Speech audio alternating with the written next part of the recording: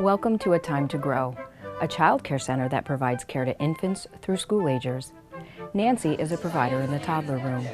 I've been working in the toddler room at Time to Grow here for almost 5 years, and I just love working with children this age. There's always so much to watch and learn. They're always growing and changing. It's just so much fun to watch them change. Nancy has developed strong connections with all the children and families in her room. Denise, I'm so glad to see you today. I haven't been able to see you, catch up with you and everything, so. In order to provide the best care I can, I take a lot of time getting to know each child and getting to know their families. We communicate openly with journals, and we try to touch base every day. That way we can celebrate accomplishments and we can keep track of what's happening with the child every day.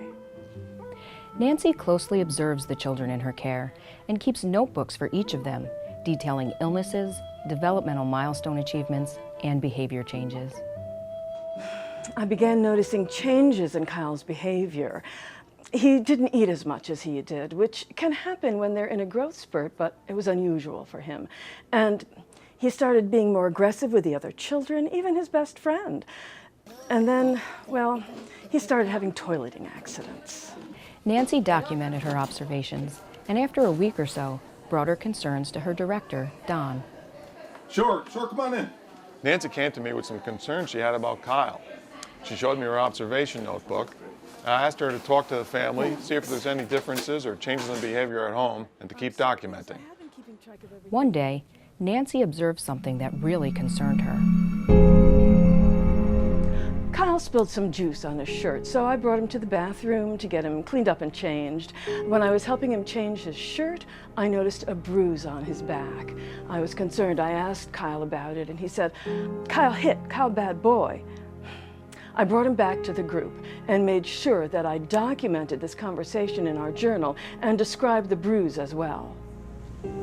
At the end of the day, she spoke with Kyle's dad, Martin.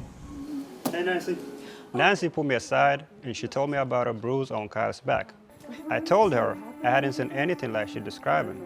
I asked her if there is any way he could have gotten it from the program.